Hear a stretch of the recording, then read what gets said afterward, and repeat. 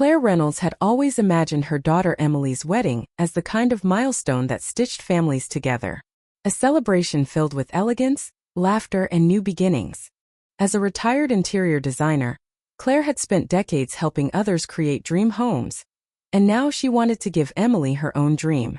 So when Emily got engaged to Darren Brooks, Claire and her husband Henry decided to gift her a fully renovated home in the quiet suburbs of Boston. It wasn't just a house, it was a sanctuary. Claire poured her heart into every detail. From the hand-painted backsplash tiles to the custom oak cabinetry, she imagined her daughter building a life filled with warmth and love inside those walls. Henry, a structural engineer, oversaw every step of the remodel himself. They spent nearly $600,000 between renovations and furnishing, wanting Emily's married life to begin with beauty and comfort. Darren, 33, had seemed polite and reserved when he first met the family. He wasn't particularly impressive. No stable job, no property, no car, but he treated Emily with what appeared to be respect. And that was enough for Claire to stay cautiously optimistic. Emily was 30, confident, accomplished, and radiant in love. Claire didn't want to cloud that joy with doubts, so she trusted her daughter's choice. But the warning signs started flashing before the wedding invitations were even sent out. One Sunday afternoon, Claire and Henry drove to the newly finished home to walk Emily through the final touches. But as they stepped onto the porch, they heard loud voices coming from inside. One voice in particular stood out, sharp, nasal, and brimming with irritation. God, is this neighborhood a prison? Every house has its doors shut. How am I supposed to visit the neighbors if they're all hiding behind metal gates? And that fence, what is this, a jail? Bars tighter than a bank vault. Curtis, call someone to take it down. I'm not living like a prisoner. Claire froze. That voice belonged to Linda Brooks, Darren's mother. Claire didn't even need to step inside to know what she'd find. And sure enough, there she was, sitting in the center of the living room, inspecting the place as if she were a homebuyer at an open house. Her husband, George, was sprawled on the new sectional with his boots still on, leafing through one of Claire's decorating magazines like it was yesterday's mail. Darren stood awkwardly in the corner, offering no introduction, no apology, just silence. Claire looked to Emily, hoping for explanation. But her daughter was already tense, her voice strained as she attempted to keep the peace. Mrs. Brooks, there's a wonderful community center nearby. They host game nights, social events. You'll meet some lovely neighbors. Linda rolled her eyes. Card games? Please. You think we've never played cards before? This place is too quiet. Feels like we're in a retirement village. Claire exchanged a glance with Henry. His jaw clenched, a clear sign he was nearing his limit. What none of them knew was that this was only the beginning. Emily, ever the diplomat, tried to salvage the moment by guiding Linda and George into the kitchen to show them the custom-designed space. But Linda waved her off, already wandering toward the bedrooms. This one's perfect, Linda announced from the doorway of the master bedroom. Good light, big windows. We'll take this one. Claire's stomach dropped. We? She asked, her voice edged with disbelief. George strolled in behind his wife, lighting a cigarette as he looked around. Yep. We'll stay here. Emily and Darren can take one of the smaller rooms. They don't need much space. Not until they have kids. He flicked the ashes into the corner of the room. Claire gasped. Emily's face flushed, and she turned sharply to Darren. Curtis, this isn't what we agreed on.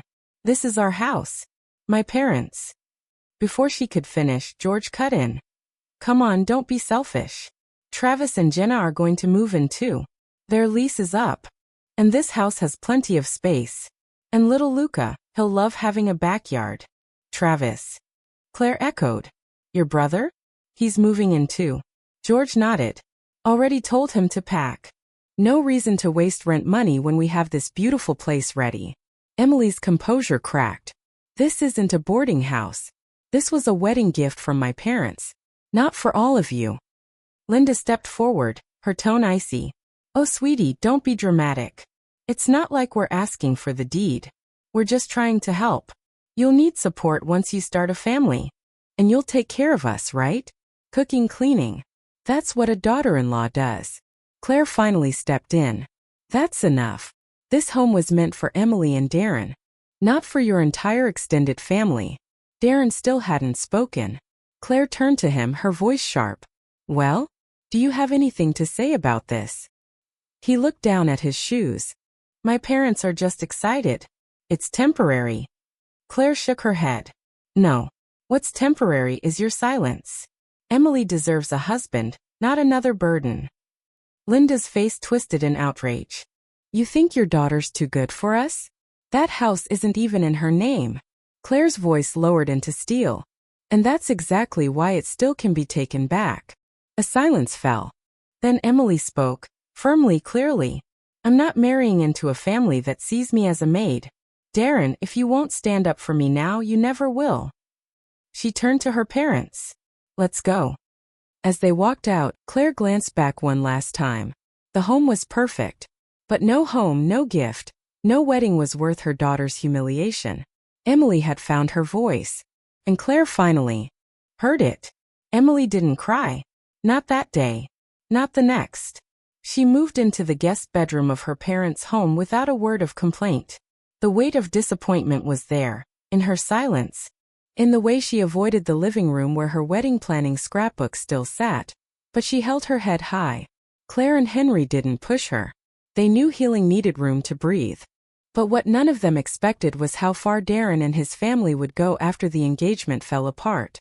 It started quietly, Darren calling from an unknown number, leaving vague voicemails about unfinished conversations. Emily blocked him.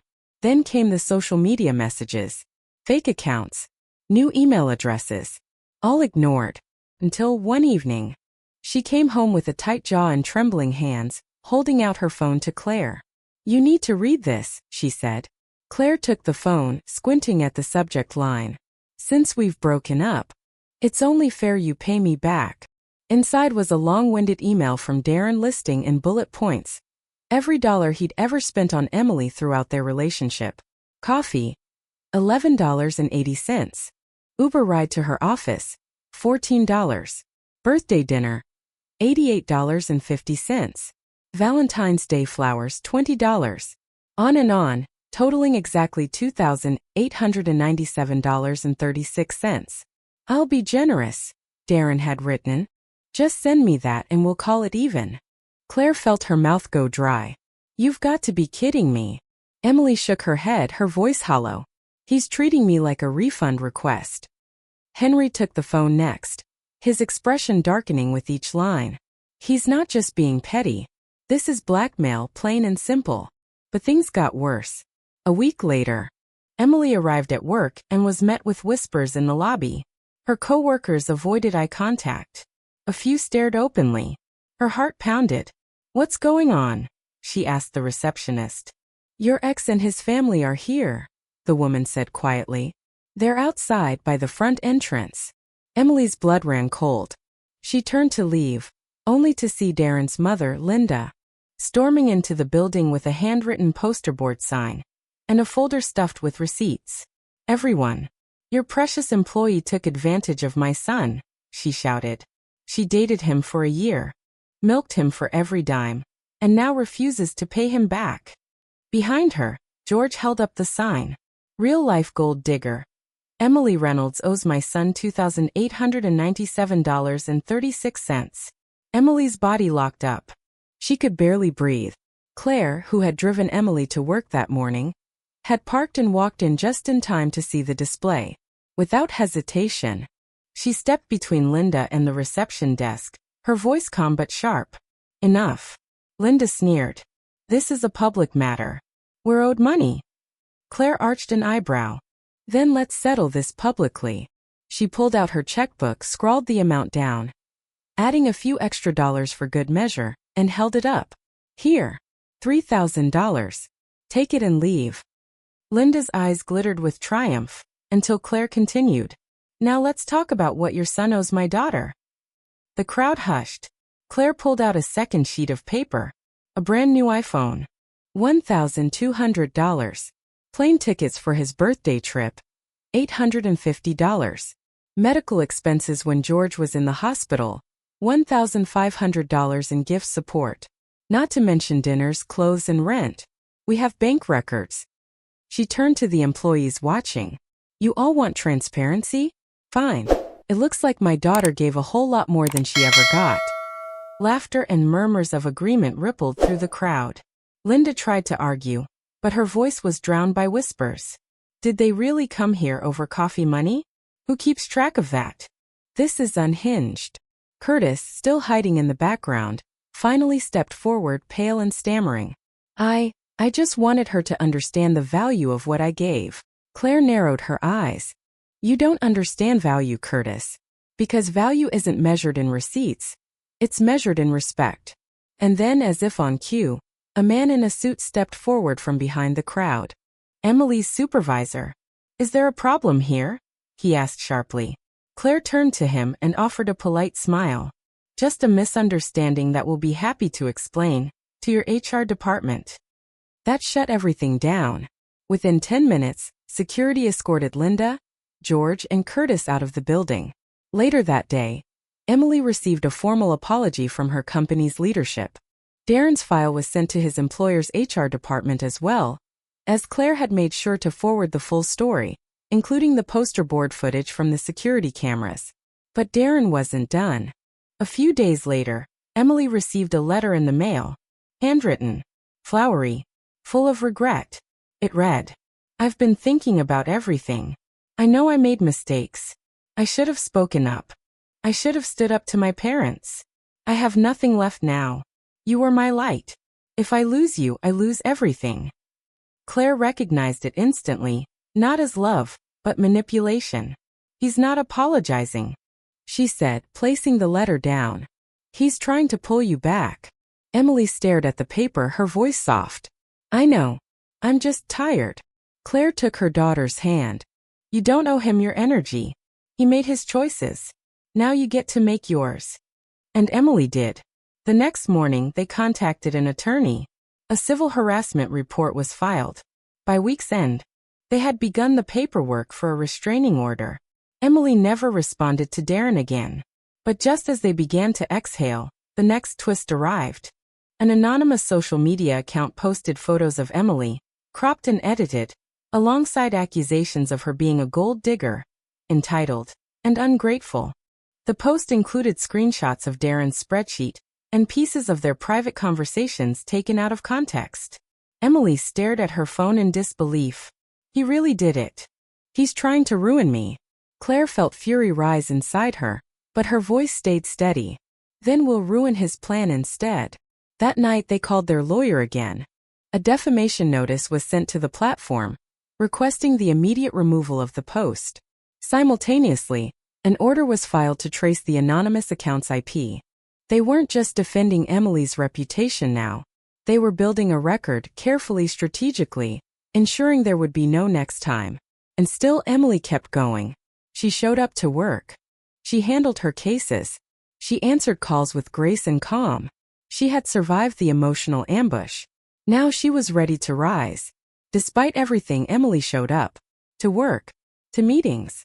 To early Monday mornings and late Thursday nights. She wore tailored blazers and soft determination. She kept her hair tied back and her posture straight. Not to impress. Just to remind herself that she still belonged here. In this life she was reclaiming inch by inch. Her company noticed. 2 weeks after the social media smear campaign was silenced, Emily's boss asked to speak with her privately. You've shown a rare kind of grace under pressure, he said. That kind of resilience people notice. People respect it. He slid a folder across the table. We want you to represent the firm at this year's Northeast Business Leadership Summit. You'd be giving a presentation. Industry leaders. Potential investors. Press. Are you up for it? Emily paused. A few months ago, she would have second-guessed herself. Now, I'm in. She didn't know it then, but that moment would redefine the rest of her career. The weeks that followed were filled with preparation. She worked late into the night perfecting her pitch, crafting her narrative not just as a legal representative, but as a woman who understood conflict, resolution, and growth. When she finally stepped on stage at the summit, the room was filled with business executives, founders, and journalists. Emily spoke clearly, boldly. without apology. Her story wasn't about heartbreak. It was about building something stronger in its wake. By the time she stepped off the stage, 3 representatives from separate venture firms had already requested follow-up meetings, and one of them stood out. He didn't approach her directly, not with a pitch, not with flattery. Instead, after the panel discussion had ended, a tall man in a navy suit approached her with a simple smile and a folded note. "You spoke with conviction," he said. "It's rare." He handed her the note and left. Inside was a handwritten thank you. No business card. No pretense. Just gratitude and a book recommendation. Quiet strength and leadership. Emily smiled. She looked at the signature at the bottom. Ethan Parker. The name rang a bell. East Bay Capital. Mit Grad. From a well-known San Francisco business family. But what struck her most wasn't the prestige. It was the restraint. The respect. He hadn't tried to corner her, impress her, or claim a piece of her time. He had simply listened and responded. Over the next few weeks their paths crossed again. At forums. At networking luncheons. Their conversations were never forced, never flirtatious. They talked about market behavior, policy shifts, and how leadership isn't loud, it's consistent. Eventually they had coffee. And eventually, that coffee turned into quiet dinners, shared walks, and mutual ease. But it wasn't romantic, yet. Not because of hesitation, but because they were learning each other slowly, like old friends who hadn't realized they'd been waiting for someone like this. Then one evening, after a long strategy workshop, Ethan drove her home. He didn't pull into the driveway right away. Instead, he parked beneath the streetlight, turned off the ignition, and turned to her. "I don't want to presume anything," he said carefully, "but I like you. Not because you're brilliant or put together. Not even because you stood in front of a room and captivated it." He exhaled. "I like you because when I'm with you, I feel like I'm becoming the kind of man I want to be." Emily blinked. For the first time in her life, a man had confessed affection not from ego, but from self-awareness. She didn't rush her answer. She let the silence stretch between them like a bridge being carefully built. Then she said softly, "I don't know what the future holds, but I'd like to find out, with you." He nodded once. No demands. No grand gestures. Just peace. Months passed. Ethan introduced her to his parents, Mr. and Mrs. Parker, at a quiet Sunday dinner. There was no interrogation, no awkward probing questions about children or careers.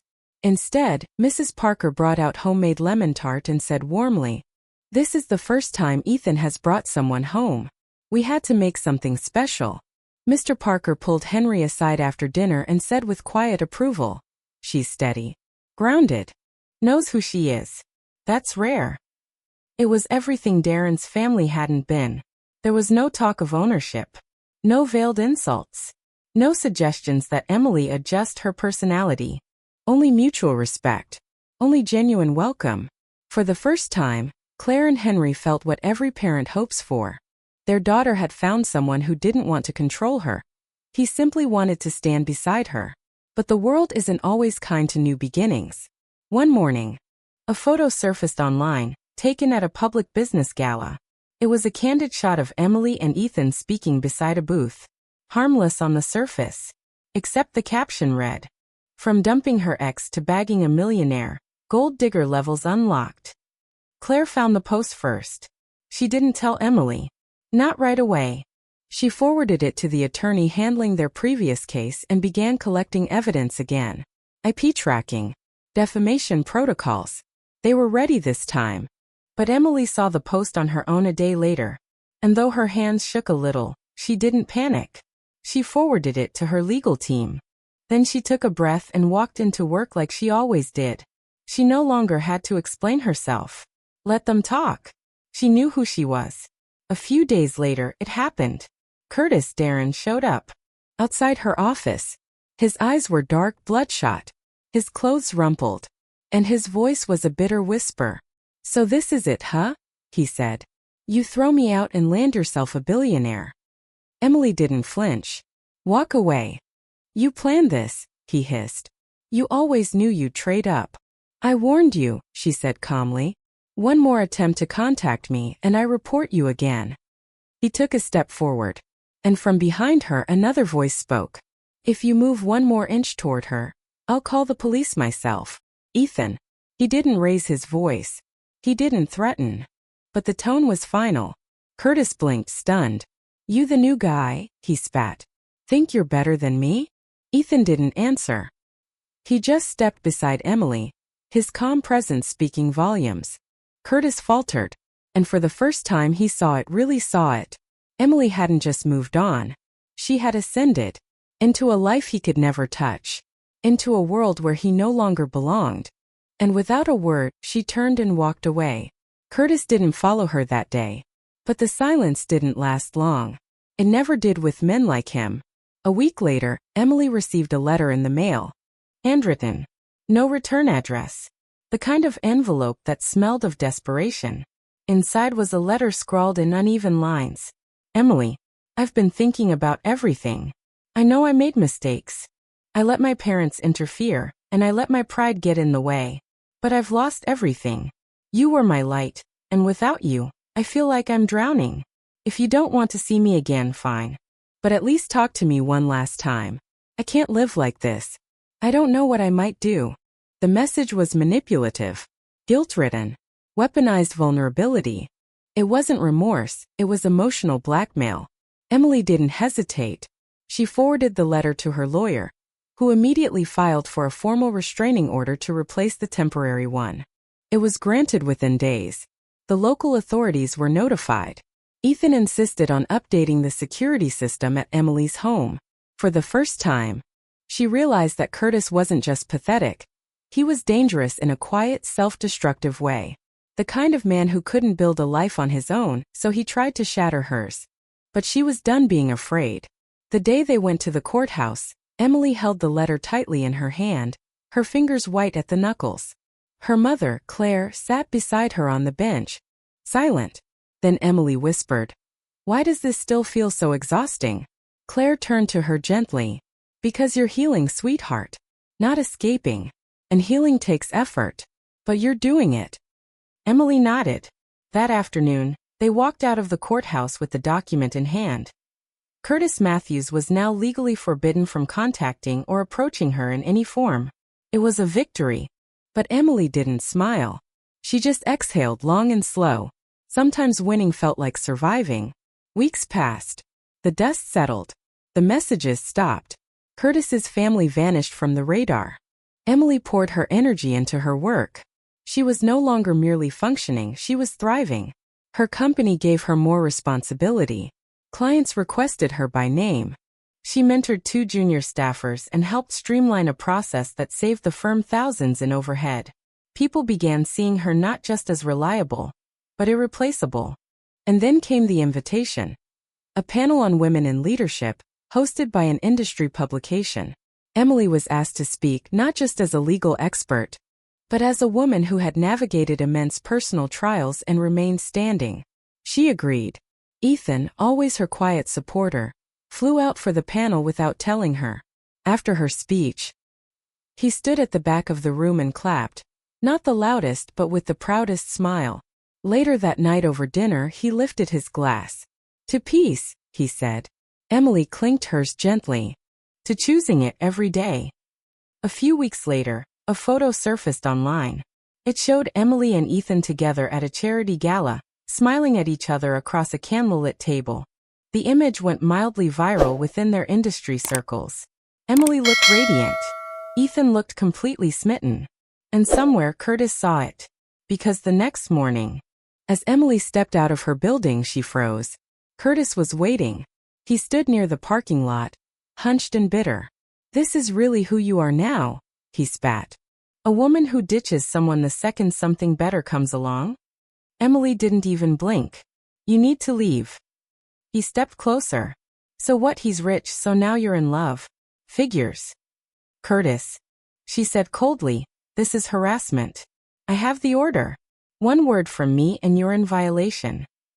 From behind her, Ethan appeared. He stepped between them, not aggressively, but firmly. "I don't know who you are," Ethan said, voice calm. "But you need to walk away." Curtis glared. You think you're better than me? Ethan didn't answer. He just placed a hand on Emily's shoulder and said, Let's go. Curtis didn't follow, because he finally understood something he hadn't before. He was no longer even part of her story. He had become a cautionary footnote. And Emily? She was moving forward, with or without anyone's permission. The months passed peacefully. Emily and Ethan's relationship deepened. Not with grand gestures but with small things. Making tea, reading in the same room, arguing constructively, laughing genuinely. Ethan never tried to fix her. He simply stood beside her as she fixed herself. He admired her independence and never feared her strength. And Emily in turn began to believe again. Not in men, not in love stories, but in herself. For her birthday, Ethan gave her a leather-bound journal. Inside the first page read, For all the words you never had a safe place to write. She didn't cry. She didn't need to. The gesture said everything. Then one Sunday, Emily invited her parents to dinner. They all sat in the garden under string lights, sipping wine and laughing about a stray cat that had adopted their neighborhood. Thomas looked at Ethan and said, You know, I wasn't sure what to make of you at first. Ethan smiled. Most fathers aren't. But, Thomas added, I see the way she looks at you, and I see the way you protect her. Not because she's weak, but because you honor her strength. That matters. Ethan nodded solemnly. She's the strongest person I know. Later that evening, as the stars blinked overhead, Claire looked at her daughter and whispered, You found peace. Emily smiled. No. I built it. Emily didn't expect it to end neatly. Life rarely offered clean breaks or tied ribbons around pain. But for a time, things were quiet. The kind of quiet that allowed healing to breathe. Until the email arrived. It was sent anonymously. No subject line. But the message was clear. Someone was trying to smear her. The email contained screenshots of a social media post. A blurry photo of Emily at a networking event, Ethan in the background. The caption beneath was venomous. Real-life gold digger alert. Dated a guy for his money, dumped him, then snatched up another one. Classic move. Ask Curtis Matthews what she's really like. Attached were edited clips from past public videos. Emily speaking about career independence, managing finances, advocating for women's autonomy. The clips were cut, spliced, taken out of context. Meant to paint her as manipulative, arrogant, greedy. Emily read the email twice before handing her phone to Claire. Her mother's expression darkened. It's him. There's no proof. Emily said quietly, but she already knew. But it has to be. Claire's voice was steady. We knew it wouldn't be over just because you walked away. Some men don't heal, they haunt. Emily nodded. That afternoon, she and Ethan consulted her lawyer and submitted a defamation complaint, attaching the screenshots and asking for the IP trace on the anonymous post. Within a week, the ISP confirmed the source. A small apartment rented by none other than Curtis's cousin, Travis. It was no coincidence. They filed an official civil harassment suit and amended the restraining order to include online defamation and indirect contact. Emily didn't cry. She didn't panic. She just said, We move forward. Again. Days turned into weeks, and the noise faded once more. Emily refocused. She worked, she read, she danced alone in her kitchen to 70s soul. She laughed when Ethan tried to bake and forgot the flour. She watched the garden bloom in spring. Until one morning a package arrived. No label. No return address. Inside was a notebook. Familiar. It was her old planner. The one she had once shared with Curtis during their early days of dating. She had lost it over a year ago. Inside were pages scribbled with memories. Dates. Inside jokes. A concert stub taped to a page. But on the last page his handwriting was different, darker, heavier. I still think about you. Every day. You'll never love him like you loved me. I was the first. I'll be the last. If I can't have you, no one should. Emily didn't speak for a long time after reading it. She walked to the kitchen, placed the notebook gently on the counter, and poured herself a glass of water with calm, mechanical movements. Then she called her lawyer. Then the police. Then Ethan. She wasn't afraid, but she wasn't naive either. Curtis had moved past guilt. past manipulation. Now it was obsession. The officer assigned to the case reviewed the evidence and increased the severity of the restraining order to include stalking. A security team was sent to survey her property. Discreet cameras were installed. Motion alerts. Ethan added GPS tracking on her phone and car. Not to control but to protect. Emily wasn't angry. She wasn't even surprised. She was tired, but not broken. "You okay?" Ethan asked that night. Emily stared at the ceiling. "I'm not scared of him anymore." "Then what are you feeling?" She took a breath. "I'm sad. Not for me, for the girl I used to be. The one who thought being quiet meant being loved." He didn't speak. He didn't need to. He just reached for her hand. Curtis was finally brought in by the police after attempting to send a package to her office under a false name. Inside was a necklace she had once admired in passing, accompanied by a letter begging for a second chance and threatening to make a scene if ignored. This time the judge didn't offer leniency. A full protective order was issued for 5 years. Curtis ordered to attend counseling for obsessive behavior. Any further violation would result in jail time. The moment the order was granted, Emily felt it. Not relief. Not victory. Just stillness. For the first time in a long time, the world felt quiet without being hollow. Months passed. The summer came. Ethan invited her to spend a weekend in Vermont with friends. There, surrounded by laughter, bonfires, and the sound of cicadas, Emily finally stopped thinking about Curtis. She didn't realize it until she looked up and realized an entire day had passed without his name entering her mind. She smiled. That night, she and Ethan lay under the stars, staring at the sky. "Do you think," she asked softly, "that the worst things in our life make room for the best ones?" Ethan turned to her, his face lit by the moon.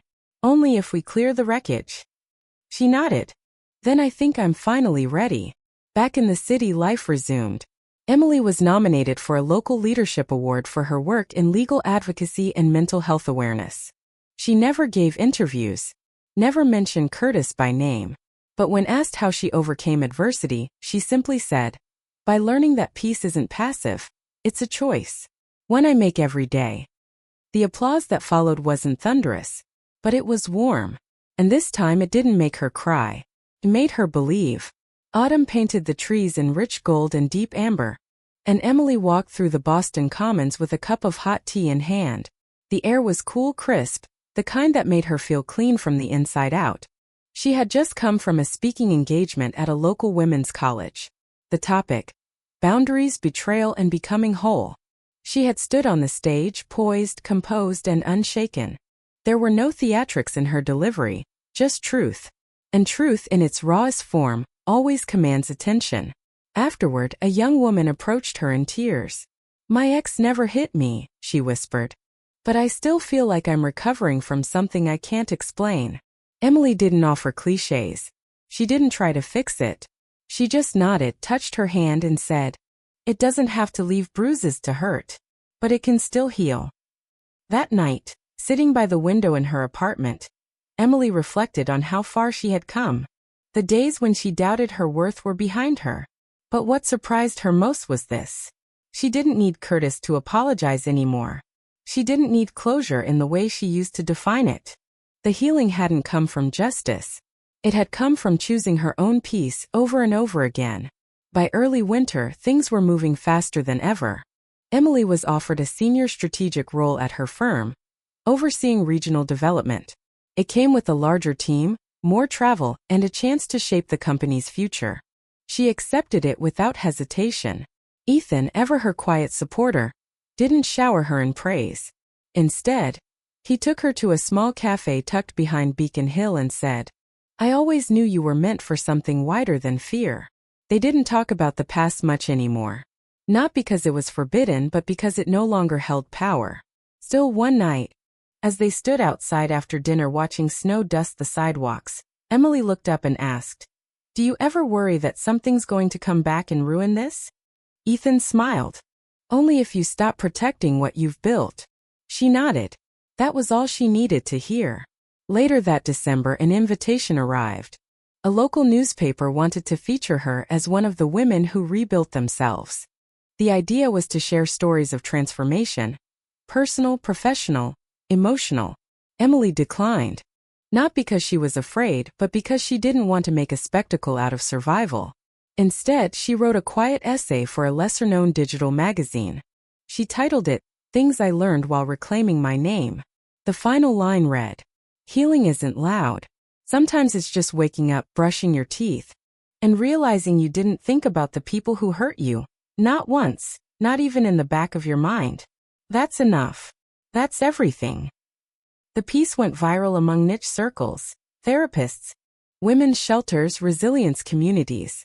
She started receiving messages, not praise, not fan mail, but quiet thank yous. "I thought I was crazy for still missing someone who made me feel small. I'm walking away next week. Please keep writing." This saved me. She saved herself. But helping others walk toward their own exits felt like purpose. One January morning, Emily sat in her favorite bookstore sipping coffee when she got the message. Curtis was getting married.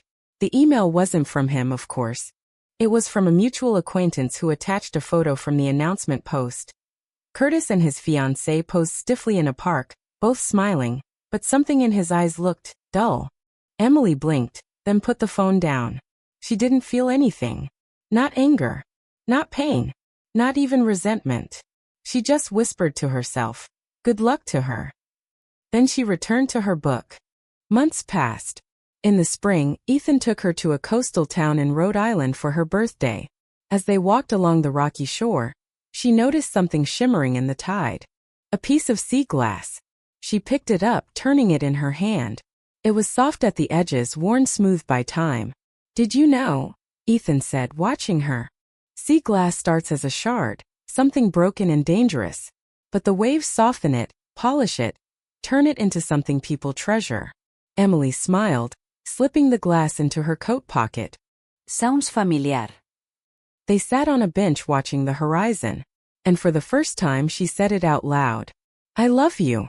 Ethan didn't respond right away. He didn't need to. He simply took her hand and pressed it against his heart. That summer, Claire and Henry hosted a family gathering, a barbecue with old friends, neighbors, and cousins from out of town.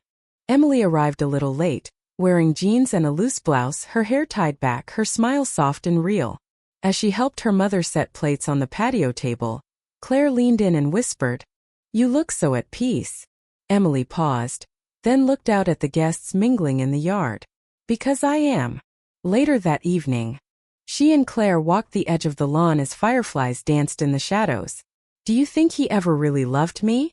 Emily asked, her voice not bitter, just curious. Claire didn't rush to answer. "I think he loved the version of you that made him feel powerful." Emily nodded. "That's what I thought too." They stopped at the fence overlooking the dark field. "And now?" Claire asked gently. Emily turned, her face calm. "Now I love the version of me that no longer needs to be smaller for someone else to feel whole." In the end, the story wasn't about Curtis. It wasn't even about revenge. It was about a woman who gave too much, then took it all back. It was about boundaries learned through bruises that didn't show. It was about choosing peace, the quiet kind, the kind that stays even when no one is watching. Because some stories don't end in war. Some end in silence. And in that silence, she finally hurt herself again. And she was enough. At what point does love stop being love and start becoming sacrifice? That's the question this story gently demands we ask ourselves. In giving our time, our patience, our homes, our silence, we sometimes blur the line between generosity and self-erasure.